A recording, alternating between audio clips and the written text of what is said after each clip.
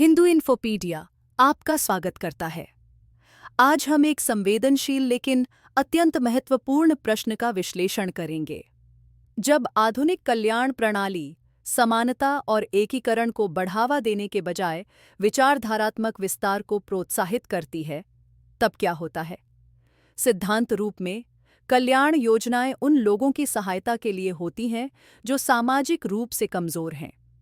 लेकिन व्यवहार में यह प्रणाली एक जनसांख्यिकीय उपकरण बनती जा रही है, विशेषकर तब जब इसे धार्मिक आग्रहों के साथ जोड़ा जाता है जो नागरिक एकता की अपेक्षा जनसंख्या वृद्धि और सांस्कृतिक अलगाव को प्राथमिकता देते हैं। पश्चिमी देशों में कुछ धार्मिक समुदाय, विशेष रूप से इस्लामी आबादी, केवल विश्वास के माध्यम से नहीं बल्कि कल्याण योजनाओं के सहारे तेजी से बढ़ रही हैं।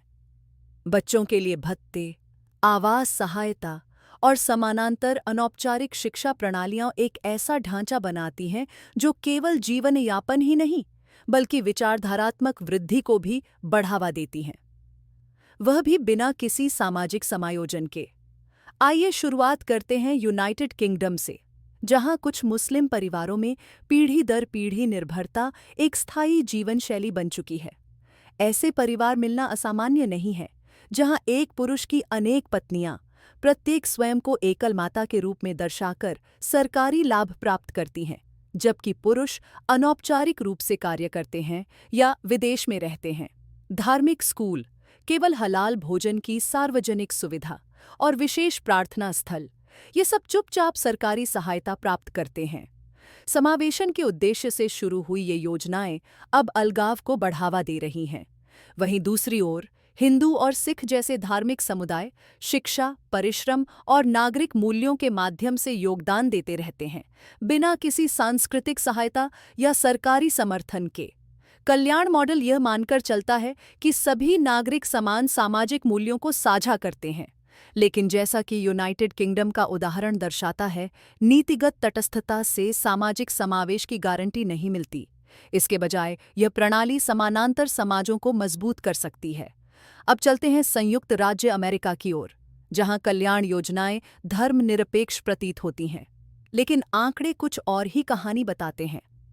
पीयू रिसर्च के अनुसार मुस्लिम अमेरिकन नागरिकों की आय का स्तर अपेक्षाकृत कम है और वे अधिक संख्या में सहायता योजनाओं जैसे कि SNAP, मेडिकेड और आवास सहायता पर निर्भर करते हैं।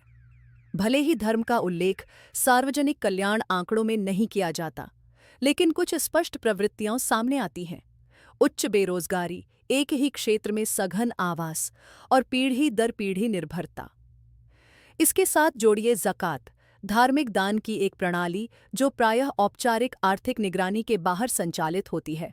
यह वैध और धर्मार्थ होते हुए भी एक ऐसी आर्थिक सहायता संरचना तैयार करती है जो धार्मिक जनसंख्या वृद्धि के लक्ष्य से मेल खाती है। इसके बाद हम बढ़ते हैं ऑस्ट्रेलिया, कनाडा, सिंगापुर और श्रीलंका की ओर, जहां ज़कात जैसे धार्मिक दान कल्याण योजनाओं के साथ काम करते हैं। उदाहरण के लिए, सिंगापुर में माजलिस उगामा इस्लाम सिंगापुर द्वारा प्रतिमाह लगभग 1.4 मिलियन सिंगापुर डॉलर का वितरण किया जाता है। श्रीलंका में ज़कात और समृद्धि योजना एक साथ मिलकर इस्लामी समुदायों के लिए कई स्तरों पर सहायता प्रदान करती हैं। धर्म के आधार पर आंकड़ों की कमी के बावजूद एक प्रवृत्ति स्पष्ट होती है। ये लाभ धार्मिक आदेशों के साथ मिलकर जनसंख्या वृद्धि को प्राथमिकता देते हैं, न कि एकीकरण को। यहाँ एक और रणनीति काम कर रही है। कुछ इस्लामी संगठन लगातार प्रणालीगत भेदभाव का आरोप लगाते हैं, जबकि हिंदू या सिख संस्थाएं ऐसा नहीं करती। यह कथानक प्रबंधन नीतियों की समीक्षा को रोकता है, क्योंकि किसी भी आलोचना को द्वेषपूर्ण बताया जाता है। यह केवल शिकायत नहीं बल्कि एक रणनीति है, जैसे कि तकैया की अवधारणा, जो कठिन परिस्थितियों में वास्तविक विचारों को छिपाने की अनुमति देती है। यह संकेत देती है कि सार्वजनिक रूप से दिए गए वक्तव्य हमेशा आंतरिक लक्ष्यों को नहीं दर्शाते, विशेष रूप से अल्पसंख्यक संदर्भों में। इन सभी बातों से हम एक असहज सच्चाई की ओर पहुंचते हैं। मूल कल्याण व्यवस्था, जो विश्वास, आपसी उत्तरदायित्व और नागरिक कर्तव्य पर आधारित थी, वह अब जनसंख्या में बदलाव और वैचारिक विभाजन के दबाव में है। और जब धार्मिक समुदाय जैसे कि हिंदू और सिख बिना किसी शोषण के योगदान देते रहते हैं, वे धीरे धीरे अदृश्य होते जा रहे हैं। ऐसी प्रणाली को कर देकर समर्थन करते हुए जिससे उन्हें कोई वैचारिक या सामाजिक लाभ नहीं मिलता। निष्कर्ष में कल्याण प्रणाली अब एक प्रतिष्ठित सामाजिक सुरक्षा जाल से सांस्कृतिक विभाजन के एक मौन सहायक में परिवर्तित हो गई है।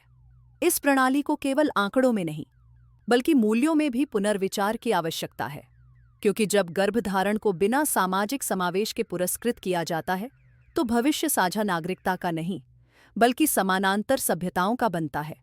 हम अगले भाग में फ्रांस, जर्मनी, नीदरलैंड्स, स्वीडन और इज़राइल जैसे देशों का विश्लेषण करेंगे, जहां ये प्रवृत्तियां और भी स्पष्ट हैं।